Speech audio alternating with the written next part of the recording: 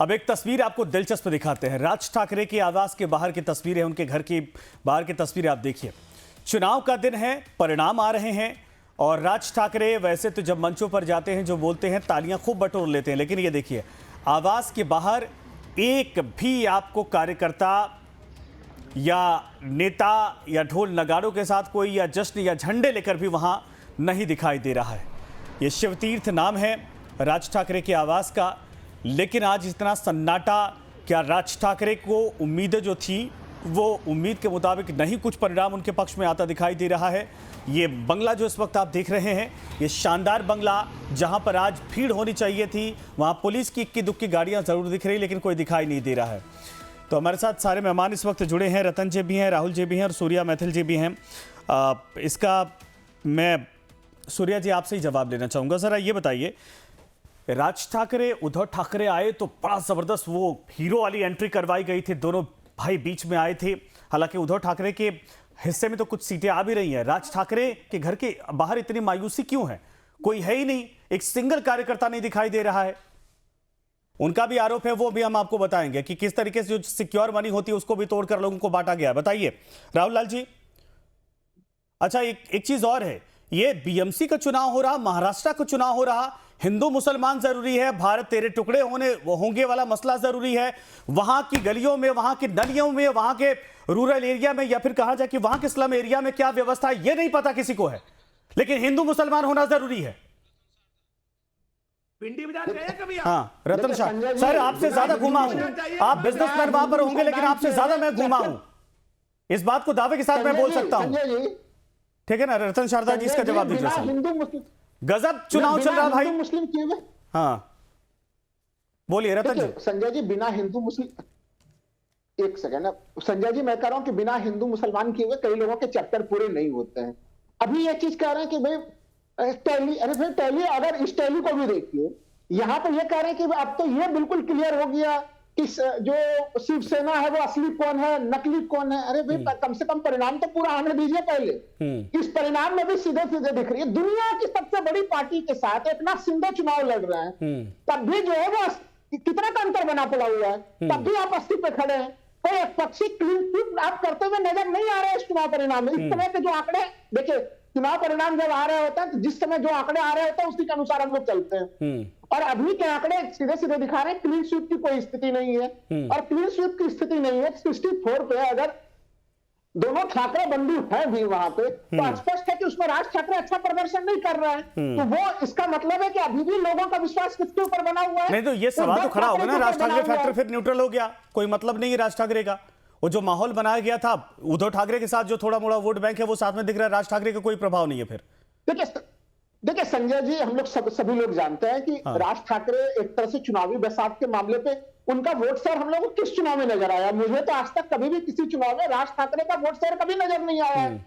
वो तो चुनावी राजनीति में फूके हुए कारतूस बहुत पहले ही साबित हो चुके हैं। उनकी जितने भी पैकेजिंग और रिपैकेजिंग की जाए, लेकिन अभी ठीक है, जब उनके आवास के बाहर एक कार्यकर्ता नहीं दिख रहा तो फिर हम 10 मिनट उनको लेकर कितनी चर्चा कर लेंगे। अच्छा, एक चीज और बताइएगा मुझे कि अब तो भाई ठीक ठाक आप लोग फाइटिंग कंडीशन में, मतलब कांग्रेस और यूबीटी ग्रुप दिखती रही है, अब क्या आप लोग ईवीएम को बख्श देंगे ना? ये जो आरोप लगा रहे थे कि शाही लगाकर जो है कि 1 घंटे में छुड़ा लिया गया था, बार बार वोटिंग करवाई जा रही थी, शाम को 1 घंटे में यहां की पोलिंग बूथ के वोटर को वहां भेजा जा रहा था, ये सब वहां पर प्रभावित करने की कोशिश हो रही थी। अगर वो था तो इतने अच्छे नंबर कैसे बीजेपी के पक्ष में है? ये तभी दिखाते हैं ना कि जनता ने उनको समर्थन दिया है। आता हूं सर, इसका जवाब लूंगा मैं। रतन जी, मैं आपके पास आ रहा हूं। रतन शारदा जी, ये दिलचस्प है, एक तरफ लड्डू बंटने की तैयारी चल रही है, उद्धव ठाकरे इंतजार कर रहे हैं वेट एंड वॉच के थोड़ा 4 सीटें और बढ़ जाए तो हम भी बंटवा लेंगे। राज ठाकरे के घर के बाहर कुछ नहीं, सन्नाटा, एक सिंगल कार्यकर्ता नहीं। देखिए, राज ठाकरे की बात कर रहे हैं, मैंने अभी एक और टीवी चैनल पे देखा, शरद पवार जी के घर के बाहर भी सन्नाटा था। और मुझे लगता है कि एनसीपी का जो शरद पवार का गठ है आने वाले समय में वो कोलैप्स होगा अजीत पवार के गठ में, और सुप्रिया सुले जी को कुछ स्थान मिले इज्जतदारी से पहले कि वो गायब हो जाए, ये प्रयत्न उनके पिताजी का रहेगा। ये तो एनसीपी का हाल है। जहाँ तक शिवसेना का हाल है, एमएनएस के पास साथ में कैटलिस्ट का काम करने का, वो उसमें सफल हो सकते हैं, जीतने में नहीं हो सकते, क्योंकि राज ठाकरे बोलते अच्छा लेकिन जमीन पे कुछ करते नहीं है, सारी मुंबई जानती है। कोहिनूर मिल का इतना बड़ी जगह बनी, बिल्डर थे राज ठाकरे, उन्होंने कोई उसको रेजिडेंशियल कॉलोनी नहीं बनाया और उसको उन्होंने बनाया कॉमर्शियल कॉम्प्लेक्स। शिवसेना किसी भी बिल्डर ने आज तक किसी मराठी मानुस को सस्ते में घर नहीं दिया, उनके लिए घर बनाए नहीं। तो आज अगर मराठी मानुस की बात करते हैं तो उसमें कोई दम नहीं है, लोगों को दिखता है। और आप देखिए पिछले इलेक्शन में शिवसेना बीजेपी आमने सामने खड़े थे, शिवसेना को 84 मिले, बीजेपी को 82 मिली।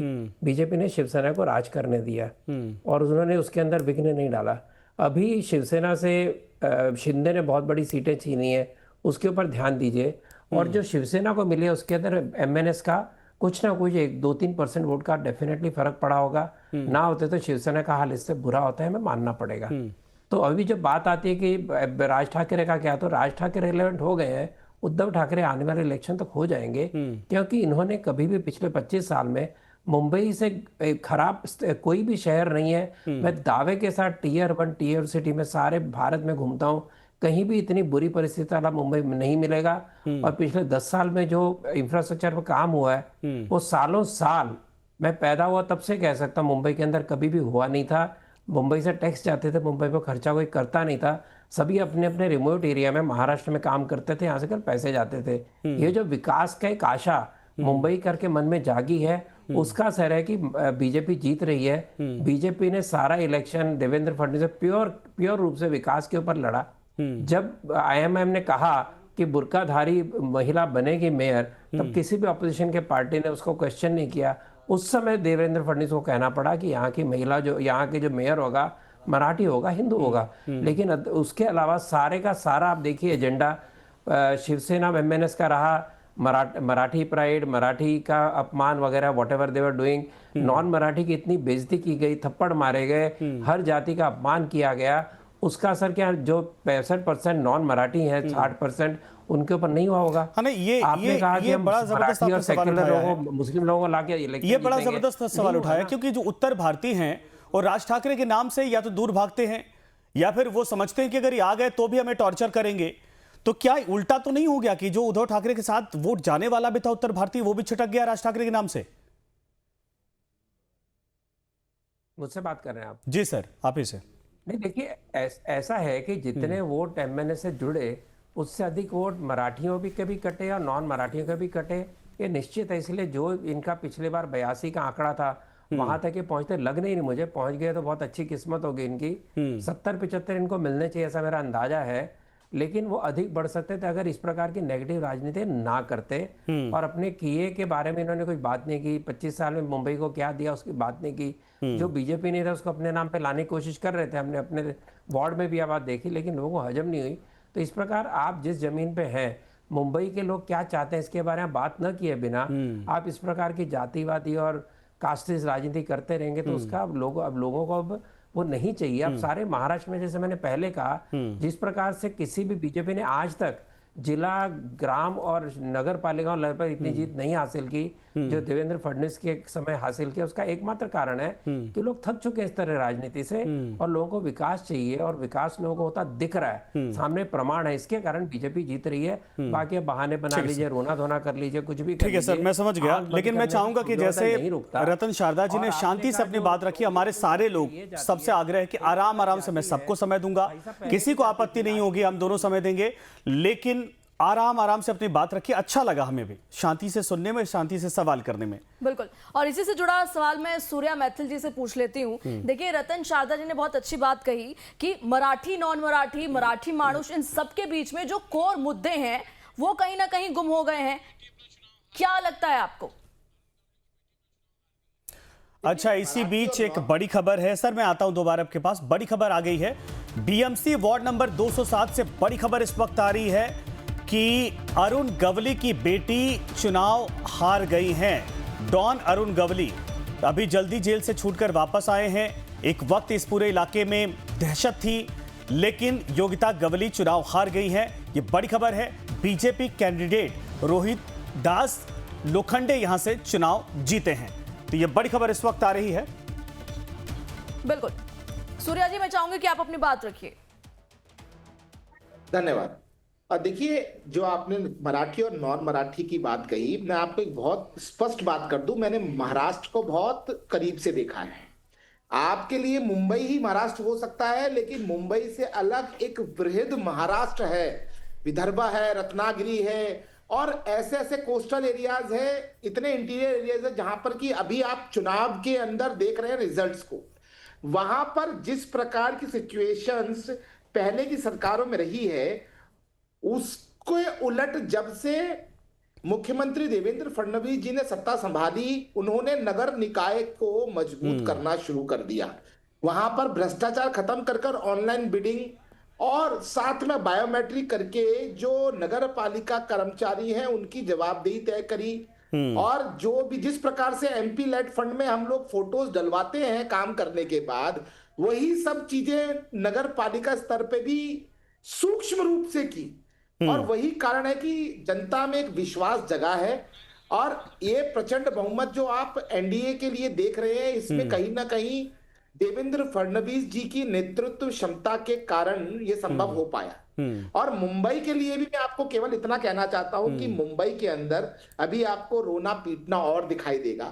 अभी आपको ये सुनने को मिलेगा कि हमने जो आरोप लगाए थे वो बिल्कुल सही हैं, उंगली पे से स्याही मिटाकर दोबारा वोटिंग की गई, और ऐप में नाम दिख रहा था, फिर वोट कट गया, हमारा वोट नहीं डाला गया, हमारे लोगों का वोट नहीं डालने दिया गया, इसलिए भारतीय जनता पार्टी जो है वो जीत गई। और कहीं आपको ईवीएम फिक्सिंग की भी बात सुनने को मिलेगी। ये अभी आएगा।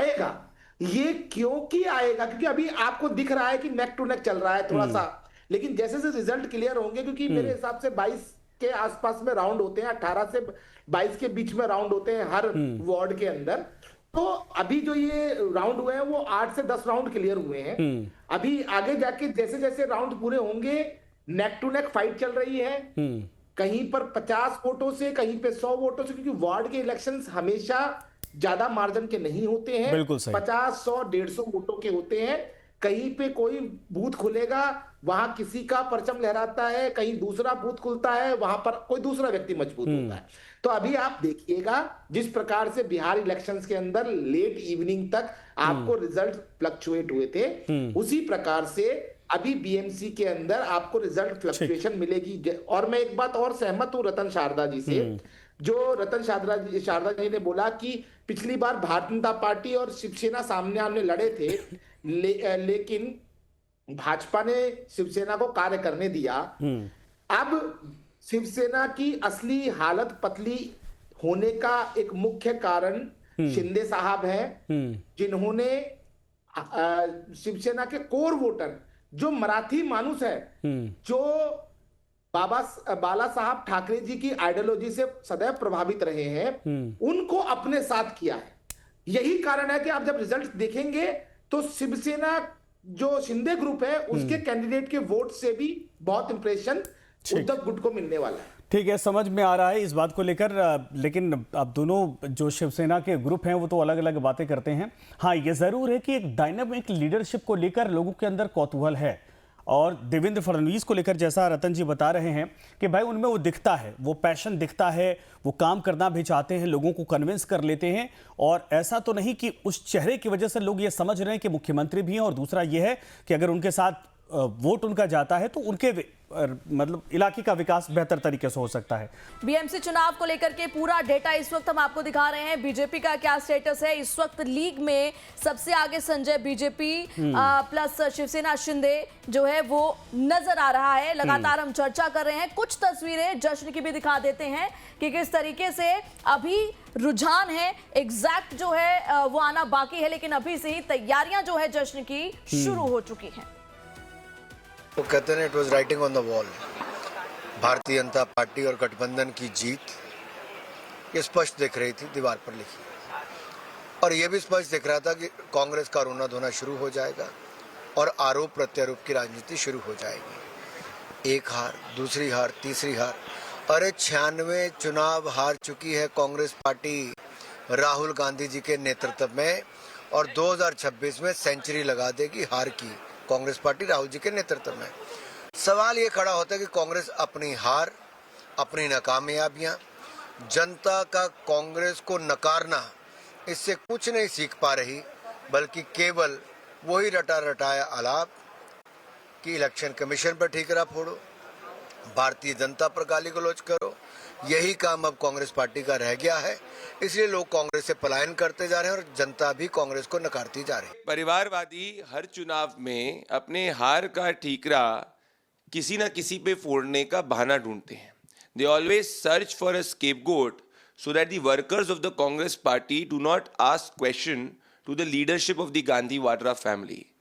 इनका ट्वीट पहले तो ये स्पष्ट करता है कि बीएमसी चुनाव के जो नतीजे आ रहे हैं, जो रुझान आ रहे हैं, उसमें कांग्रेस पार्टी की करारी हार होने वाली है।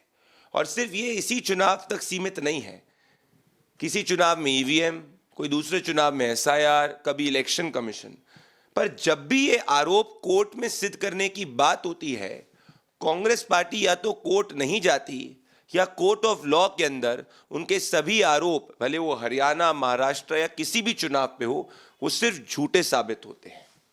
इसके बावजूद कांग्रेस पार्टी ये इसीलिए ट्वीट करती है क्योंकि आज कांग्रेस के कार्यकर्ताओं में भारी रोष है और वो कांग्रेस की गांधी वाड्रा परिवार के खिलाफ अंदर ही अंदर खुलकर बोल रहे हैं, जिससे कि उनको एक विरोध और विद्रोह ना झेलना पड़े। इसीलिए गांधी वाड्रा परिवार आत्मचिंतन करने के बजाय किसी न किसी स्केपगोट पे हार का ठीकरा फोड़ता है। तो देखिए, ये बीजेपी के नेताओं का रिएक्शन आना शुरू चुका है। ये राष्ट्रीय नेता हैं, लेकिन ये देखिए दिलचस्प तस्वीर है। एक तरफ हमने आपको राज ठाकरे के आवास की वो तस्वीर दिखाई जहां पर एक सिंगल व्यक्ति आपको कार्यकर्ता नहीं दिखाई दे रहा है। एक तरफ बीजेपी के अलग अलग जो वार्डों के बाहर की तस्वीरें आ रही हैं जहां पर चुनाव जीतने के बाद खुशियां मनाई जा रही हैं। और ये देखिए रंग गुलाल उड़ते हुए दिखाई दे रहे, होली जैसा माहौल। होली हालांकि अभी है समय 1-1.5 महीने का, लेकिन आप देखिए कि उससे पहले यहां पर होली जैसा माहौल दिखाई दे रहा है, क्योंकि बीएमसी पर और अमूमन जितने नगर निकाय चुनाव हो रहे थे नगर निगमों में, वहां पर बीजेपी की तरफ से अच्छी जीत हासिल की जा रही है। और जहां जहां ये जीत की शुरुआत होती जा रही, खाता खुलता जा रहा है, वहां के कार्यकर्ताओं की तरफ से अपने वार्ड पार्षदों और इन सभी के लिए देख सकते हैं आप किस तरीके से जश्न मनाया जा रहा है इस वक्त। तो जश्न की तस्वीरें हैं, लगातार आपको दिखा रहे हैं। जैसे जैसे आंकड़े सामने आते जा रहे हैं, बीजेपी खेमे में काफी खुशी है और लगातार आपको तस्वीरें दिखा रहे हैं मुंबई में बीजेपी का जश्न और जश्न से जुड़ी तस्वीरें। हालांकि देखिए रुझान है, अभी फाइनल फिगर आना बाकी है, लेकिन अभी से ही खुशियां जाहिर तौर पर नजर आ रही है। वही जैसा कि संजय आपने भी जिक्र किया, राज ठाकरे के घर के सामने पिन ड्रॉप साइलेंस है, जो कि बहुत कुछ दिखाता है। वो दोनों तस्वीरें अगर एक साथ दिखाई जाए तो जबरदस्त लगेगा। एक तरफ देखिए बड़ी सी हवेली आपको दिखाई दे रही है, बंगला दिखाई दे रहा है, लेकिन वहां कोई एक सिंगल व्यक्ति नहीं है। और एक तरफ ये मंदिर के बाहर जश्न का माहौल दिखाई दे रहा है, यानी रंग गुलाल उड़ाए जा रहे हैं, लेकिन बीजेपी के लिए। राहुल जी इस वक्त हमारे साथ है। राहुल लाल जी, इन तस्वीरों को कैसे अब कहा जाए? जो उम्मीद थी, हालांकि अब कुछ देर में आदित्य ठाकरे हो सकता है कुछ लिखें या ना बोलें, उद्धव ठाकरे सामने आए या ना आए। राज ठाकरे की तरफ से तो उम्मीदें नहीं लग रही हैं, उधर शरद पवार के आवास के बाहर भी सन्नाटा है। ये अब इसको कैसे लिया जाए? नहीं, देखिए मैं अभी भी मान रहा हूं कि जो चुनाव परिणाम है इसमें जो चीजें जिस तरह से अभी भी हम लोग देख रहे हैं कि अगर आप देखिए, अगर दल वाइज स्थिति देख रहे हैं, भारतीय जनता पार्टी ने 62 सीटें जीती, 62 सीटें जीती। लेकिन अगर नंबर 2 स्थान अगर आ रहा है शिवसेना, उद्धव ठाकरे 56 सीटों पे जो है कि वो इसमें बढ़त बनाए हुए हैं। तो देखिए जो लोग ये चीज कह रहे हैं कि भाई वहां पे तो मुख्यमंत्री देवेंद्र फडणवीस ने बिल्कुल चमत्कार कर दिया, तो मुझे लग रहा है कि देखिए भारतीय जनता पार्टी का चमत्कार, ये कांटे के टक्कर की स्थिति को भारतीय जनता पार्टी अगर चमत्कार कर रही है, तो फिर भारतीय जनता पार्टी के लोगों ने और भारतीय जनता पार्टी के समर्थकों ने अपनी परिभाषा बदल दी है तब चमत्कार की। भारतीय जनता पार्टी का चमत्कार तो हम लोगों ने देखा है, बिल्कुल एक पक्षी क्लीन स्वीप की स्थिति होती है, और वो क्लीन स्वीप की स्थिति यहाँ पे नहीं बनी है। नहीं मतलब चुनाव अभी तो परिणाम नहीं आएंगे, लेकिन हार मान लिया क्या? मैं 2 तस्वीरें दिखा रहा हूं, राहुल जी आप शायद आपके सामने नहीं दिख रहा होगा। ये दोनों तस्वीरें देखिए, एक शिवसेना जय महाराष्ट्र जो लिखा हुआ है, ये राज ठाकरे का, एक उद्धव ठाकरे का, ये समझिए कि ऑफिस से लेके सब कुछ यहाँ पर कार्यकर्ता आते हैं, शिवसेना भवन है, ये बड़ी सी तस्वीर है बाला साहब ठाकरे की, लेकिन वहां पर भी कार्यकर्ता नहीं दिख रहे, नदारद है, 2-4 छिटपुट है। लेकिन एक तरफ वो तस्वीर देखिए जो राज ठाकरे का आवास है। अमूमन यहाँ पर जब चुनाव का अनाउंसमेंट होता है तो कुछ कार्यकर्ता जरूर होते हैं, वो जश्न जोश दिखाई देता है, लेकिन आज तो यहाँ कुछ भी नहीं है और पब्लिक भी जो आ जा रही है सिर्फ वही दिखाई दे रही है। ठीक है राहुल जी, शुक्रिया हमारे साथ जुड़ने के लिए इन तस्वीरों के साथ। और साथ में आपको बता दें कि इस वक्त और भी तस्वीरें जो वहां से आ रही हैं, चूंकि बीजेपी के खेमे में इस वक्त लड्डू की तैयारी की जा रही है। इंतजार 1-2 घंटे के बाद का बीजेपी के नेता इतना आश्वस्त है कि वो कह रहे हैं कि भाई अब लड्डू बांटेंगे, क्योंकि ये हमारे कर्मों की वजह से जनता ने हमें आशीर्वाद दिया।